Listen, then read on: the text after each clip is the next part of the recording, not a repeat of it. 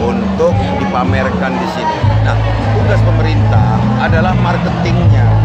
Maka di kabupaten ini saya anjurkan untuk buat website guna membantu pemasaran produk-produk masyarakat. Kalau Sumsel sendiri kan kita sudah disepakati dalam rakor gubernur menjadi pusatnya trading di Sumatera Selatan, trading house yang akan kita buat di areal rekreasi.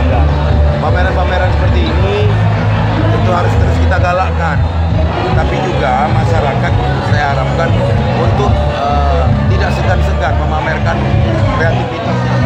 Ini luar biasa ya.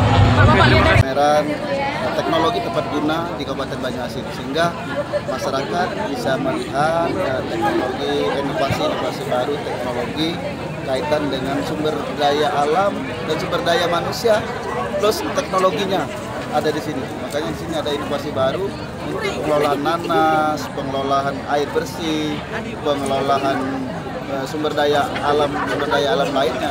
Dan ini banyak inovasi baru. Ya seperti tadi, kalau biasa coba dulu di beberapa titik buat pilot project untuk di Kabupaten Banyuasin kaitan dengan teknologi yang disampaikan tadi untuk pengaturan masalah pemupukan juga, tadi tidak perlu lagi pakai pupuk kimia, cukup dengan organik saja.